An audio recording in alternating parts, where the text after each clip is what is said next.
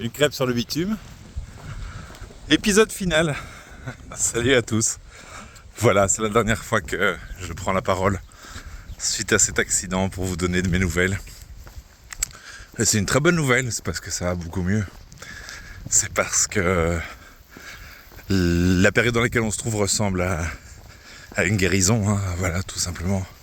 Il y a encore du chemin à parcourir, mais le chemin qui arrive est beaucoup moins dense que ce qui a précédé. Et donc la vie va être nettement plus facile maintenant. On est fin juillet, l'accident a eu lieu il y a 3 mois. Et au-delà du fait d'être assez fier d'être capable de voler sur 30 mètres, je dois dire que je suis surtout heureux de m'en tirer aussi bien que ce qui se passe aujourd'hui. Vous voyez, là je suis pas assis dans mon canapé. J'ai repris le sport il y a 2 jours. Et donc c'est assez cool. Bon, c'est un sport assez soft, hein. Pour le moment je fais de la marche à pied. Mes jambes, les blessures aux jambes, aux tendons, aux muscles ne me permettent pas encore de courir. Et donc je reprends avec la marche, mais pour la rendre un petit peu plus costaude, je reprends avec un gilet lesté. Là j'ai lesté de 9 kg. Et donc je marche avec du poids en plus. Et putain, ça fait du bien de faire du sport. Je rentre à la maison, après je me sens super bien, c'est trop gai. Je voulais aussi profiter de ce dernier moment avec vous pour vous remercier de votre soutien. Que vous soyez un inconnu qui passe par là, que vous soyez mes amis, que vous soyez mes collègues, que vous soyez ma famille. Je ne m'attendais pas à avoir un tel soutien avec cet accident. C'est le genre de choses auxquelles on ne réfléchit pas en fait. Hein. Mais je me suis senti fort soutenu pendant ces 3 mois. Et je voulais tous vous remercier pour vos marques d'attention, pour toutes les gentilles choses que vous m'avez dites, que vous m'avez envoyées, toutes les bonnes ondes qui sont arrivées jusqu'à moi. Et donc merci à tous. Même si c'est vrai que ces moments-là sont toujours surprenants, parce que quand tu te retrouves dans une situation pas possible comme ça, tu te retrouves avec des gens qui te contactent et des gens auxquels tu t'attends pas du tout. Tu te retrouves aussi avec des gens proches de toi qui, je sais pas, ça leur fout la trouille, ils se mettent à distance. Et voilà, c'est un peu bizarre, mais c'est comme ça. Mais en tout cas, merci à tous pour votre soutien. Alors les dernières nouvelles, c'est que j'ai vu mon médecin légiste. Elle est très sympa. Elle a cherché à objectiver mes blessures pour l'assurance. Donc elle a tout mesuré, toutes les blessures, voilà. L'angle dans lequel chaque membre était capable de se plier par rapport à la normale. Ce genre de choses-là, ça c'était un petit peu rigolo. La visite chez le médecin légiste. Oui, parce que les légistes y voient aussi des vivants. Hein. Vous le savez ça. J'ai vu mon médecin du dos récemment. Le dos est guéri. La dernière radio montre que tout s'est bien recalcifié au niveau de la fracture. Et donc ça c'est super. C'est lui qui m'a donné le feu vert pour reprendre le sport. Quel plaisir. Et puis vous voyez, hein, j'ai vu Daniel, mon dentiste, ce matin. Et donc j'ai une dent réparée. Ça c'est cool. Maintenant la réparation définitive ce sera pour dans 1 an. Parce qu'il faut voir si le nerf va survivre en fait au choc. Et puis la dent à côté est abîmée aussi, il va falloir mettre 2 couronnes. Enfin c'est un peu plus complexe que ce que je croyais avant d'aller le voir, quoi. Voilà. Donc mon parcours de soins n'est pas terminé. Hein. Je vais chez le kiné 3 fois par semaine. Et ça c'est super parce que le poignet retrouve petit à petit un peu du mouvement. Bon, c'est limité, mais c'est pas mal quand même de retrouver l'usage de sa main. Je dois être réopéré du nez en 2027. Les dents, il y a encore un petit peu de travail. Et donc, il va falloir s'attendre à ce qu'il y ait encore un chemin à faire. Mais à vrai dire, je reprends une vie qui est quasiment normale. Et je n'ai plus grand-chose à vous raconter sur cette chaîne. Et donc, voilà, je pense que ce sera la dernière fois que je vous fais un petit vlog comme ça pour vous tenir au courant des aventures. Considérez à partir de maintenant que j'ai repris une vie normale.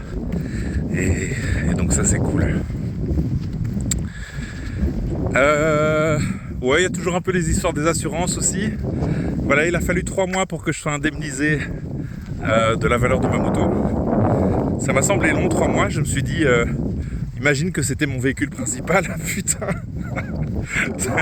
Donc tu te retrouves juste sans véhicule pendant 3 mois. Enfin, tu vois le bazar, ou alors il faut avoir des sous de côté, quoi. Mais quelle aventure. Moi, évidemment, ça n'a pas eu d'impact grave, dans la mesure où la moto, c'était mon véhicule principal, mais j'ai aussi une voiture, donc voilà, bref. Et puis, si j'ai bien compris, tout ce qui est de l'ordre des dommages et intérêts et de remboursement des soins de santé, il y en a pour 1 an, pour 2 ans, on ne sait pas. De toute façon, regardez, il y a encore de dentiste dans 1 an, il y a encore une opération du nez dans 6 mois, il y aura peut-être des complications à gauche, à droite, que ce soit avec le poignet, que ce soit avec le dos. J'espère que non, mais le dossier assurance ne sera sans doute pas fermé avant 2028. Et donc, c'est toute une aventure. Qu'est-ce que j'ai à vous dire d'autre ? J'ai à vous dire d'autre aussi que je sais maintenant ce que je vais faire au niveau de la moto. À chaque fois que je vois passer une moto quand je suis dans ma voiture, j'ai un petit sourire. J'ai comme une envie. Et donc, quand je serai retapé, quand j'aurai les moyens financiers, c'est clair que je rachète une moto. Ça, c'est clair et net. J'ai pas mal réfléchi à la question et ça fait clairement partie de mon mode de vie. C'est quelque chose que j'aime énormément, c'est quelque chose que je trouve incroyablement pratique. Et la question du risque ici, oui, quand on roule à moto, on est plus à risque que quand on est en voiture. Ça, c'est une certitude, hein. Les statistiques des accidents sont assez claires à ce sujet-là. Mais c'est un risque que je suis prêt à prendre parce que il y a des gens qui font du parapente, d'autres qui font de la moto. Et en même temps, dans la vie courante, on peut très bien se tuer en glissant sur du verglas. Donc, on verra bien. Voilà, on verra bien. Mais je vais continuer à être prudent à moto, à être bien équipé, à respecter les mesures qui s'imposent pour ne pas aller se tuer bêtement sur la route. Mais un accident comme celui que j'ai eu pourrait se reproduire, évidemment. Hein. Quelqu'un qui ne s'arrête pas a une priorité. Tu sais pas faire grand-chose contre ça. Donc, que vous dire ? Arrêtez-vous quand il y a des petits triangles et qu'il y a une moto qui arrive. Arrêtez-vous. Ce serait pas mal. Sinon, le quotidien est assez formidable. Le quotidien avec moins de douleur, j'ai encore mal tout le temps au poignet, mais voilà, ça sera jusqu'à la fin du traitement chez le kiné, c'est normal.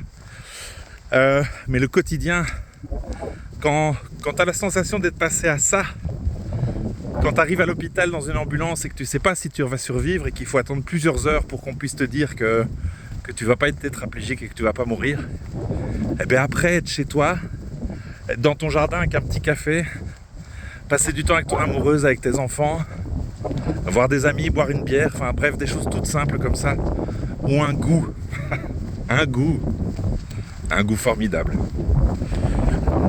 Alors, n'oubliez pas de profiter de la vie avant d'être dans une ambulance. Ça me semble assez important. Et dites à vos proches que vous les aimez. Ça n'est jamais superflu. Mon dernier mot, il sera pour toi. Si jamais tu es dans ton lit d'hôpital après un accident de moto, pour te dire, voilà, moi je suis en train de faire mon sport dans la campagne, il fait beau, c'est merveilleux. Et il y a 3 mois, j'étais dans un lit d'hôpital et j'étais pas capable de bouger, je savais pas marcher, je savais pas utiliser mes mains, je savais à peine parler. Et donc, tu as peut-être un parcours difficile devant toi. Peut-être que la porte, elle semble extrêmement étroite et la pente incroyablement raide. Et crois-moi, elle le sera. Mais au bout du chemin, ça sera pas mal. Courage.